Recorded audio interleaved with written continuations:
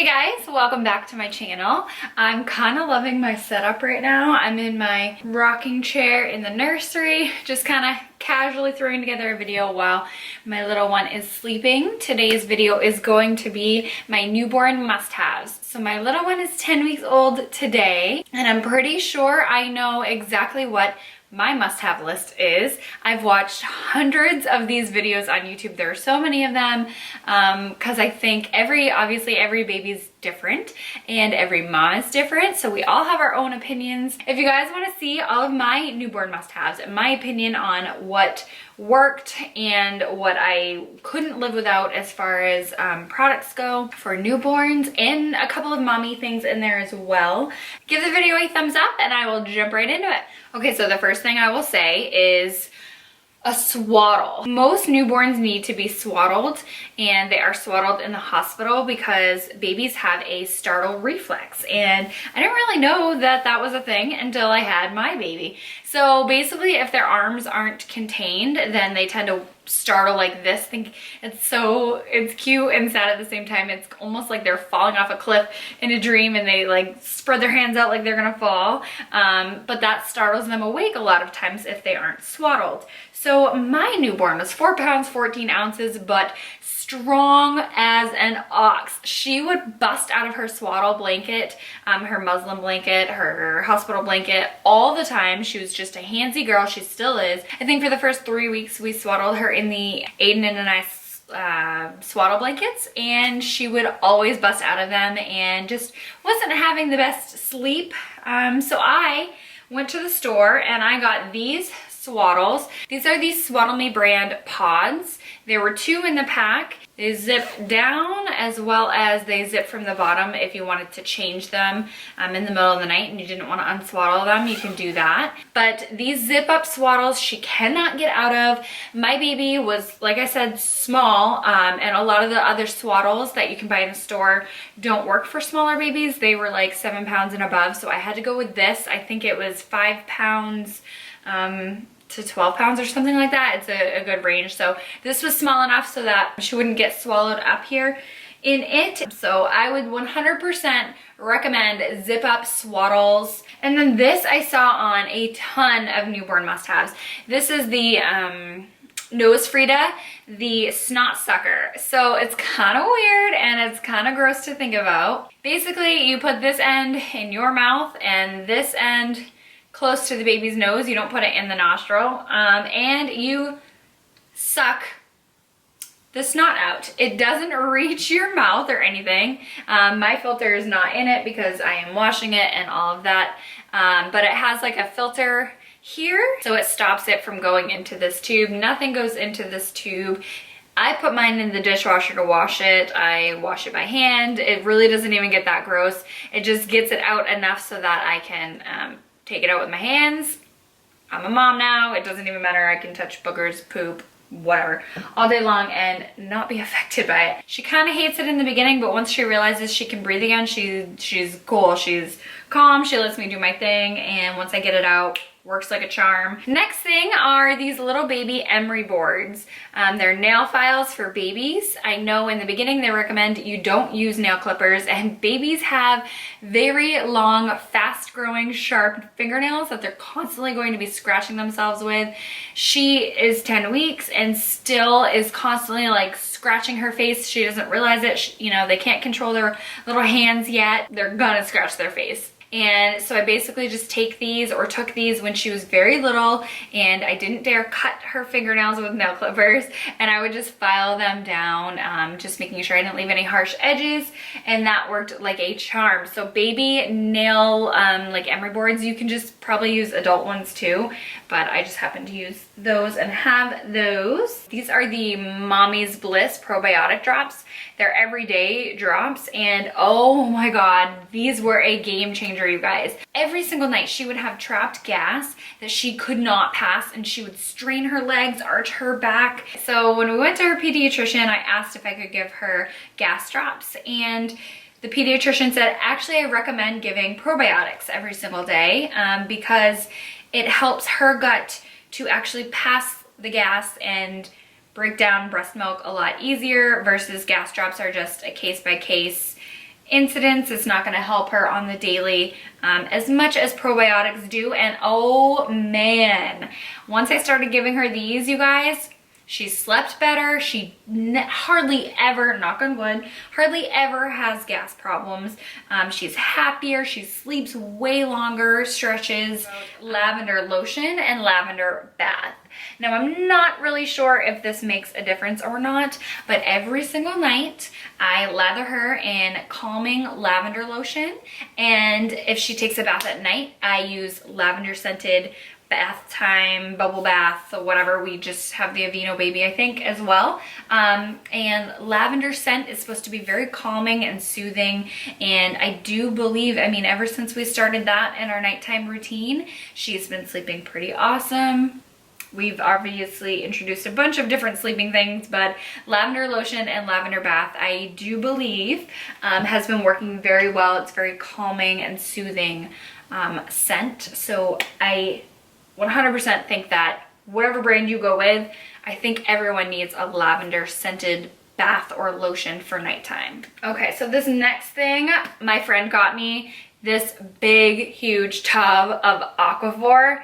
So this has so many different uses for it, and I had no idea about Aquaphor until she gave this to me and said, you'll be all set. So basically you can use it for dry, chapped, or irritated skin, any sort of skin issues, diaper rash, the little neck, like yeast rat, heat rash, almost kind of irritation that they get underneath the neck because it doesn't see air or daylight. Her cradle cap she had on her face a little bit, I popped that on it. That helped amazing. It kind of allowed it to just flake off super easy. She's never had diaper rash, knock on wood, but if it ever got like a tiny bit irritated, or I just kind of felt like, okay, she needs a little something, I'll dab a tiny bit on the red areas, gone the next day, and it cleared up her neck issue overnight. And then this next thing I found also on another YouTuber's channel. I have no idea whose I found it on. These are the Boppy changing pad liners. So basically they're like a little terry cloth material on the front and then kind of a plasticky material on the back. Me being new mom had absolutely no idea what I was doing. So I buy these cute little changing pad covers thinking, they're so cute, soft, and the changing pad itself is waterproof. Great, right? Very first diaper we changed at our house, poop got on the changing pad cover. And I was like, oh, okay.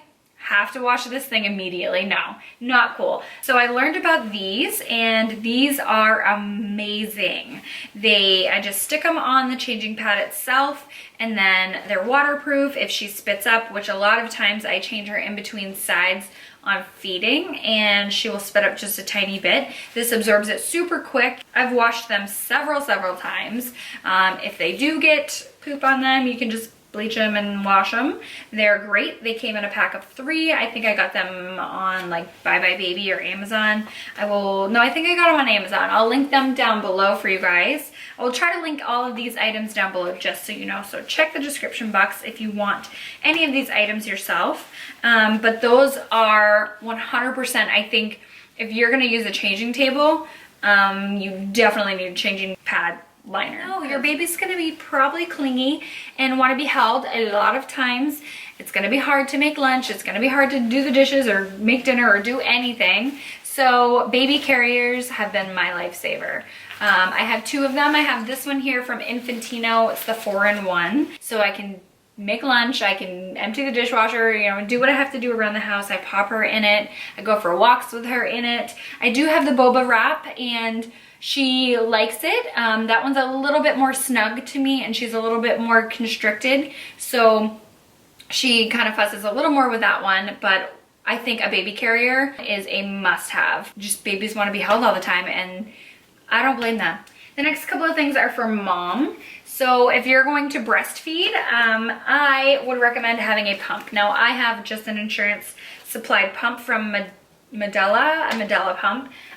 So I think that everyone needs a pump for sure.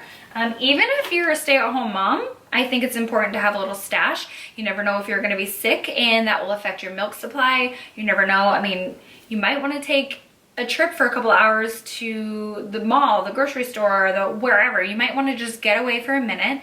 It's going to be very, very smart and good to have a little supply. Emergencies happen, so it's going to be very good to have a little supply at home just in case. So for my supply, I use just the Medela Pump and Save bags. That's what I use personally. I mean, whatever, any Pump and Save bags is going to be a must-have, and then I just label mine. They have a little labeling spot there at the top where I write the date and how many ounces I pumped, and then you can freeze your breast milk. So I use those. And then also, I don't have them with me, but I'm using them all the time. A nursing bra. I just use one from Target. It's super comfy, no underwire, because underwires can affect your milk supply as well. So nursing bra, and then the nursing pads, whether used disposable or reusable. I choose to use disposable. I just use the Lansinoh, whatever. I'll link them down below. Changing pads in my bra, because you are going to leak, especially overnight. And then let's move on to the bigger items. This was like a controversial thing. Most people said you don't need one, but in my opinion, I don't know how people survive without one.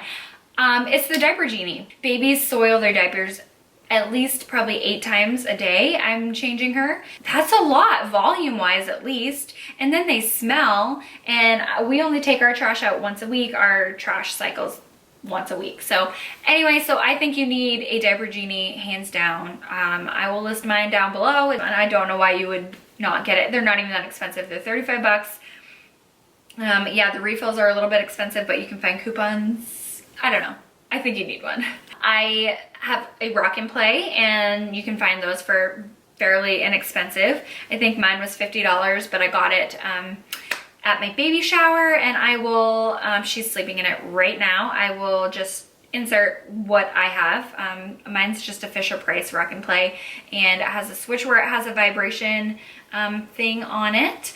And basically, I just think, how would you survive without this? If she's napping, or I want to put her down or something, I want her to be in a safe place. So that's just where I put her. Another thing, a bassinet or crib, whatever you're going to have your baby sleep in. I did not think of this before, but you need several different sheets. So for my bassinet, I only had the one sheet, and babies spit up like all the time in the middle of the night. You might not know it. You definitely need more bassinet sheets than one, or crib sheets than one. And then obviously you need diapers and wipes galore. I just use the Pampers Swaddlers, and then I use the Pampers sensitive wipes as well as water wipes. No issues so far, knock on wood. That's what I use. And then you need a ton of Burp Cloths. So I mean, I knew you needed Burp Cloths and stuff like that, but no, you really do. For drool, spit up. If you're breastfeeding, like I breastfeed, and I just tuck one in right underneath my bra, because it will dribble all over my clothes if I don't. So I think that is all I can think of right now. So I tried to limit this list to my actual must-haves and not put in fillers, you know, that are like convenient to have. Anyway, guys, thank you so much for watching. Give the video a thumbs up. Don't forget to subscribe, and I will see you guys in my next video. Bye. Mwah.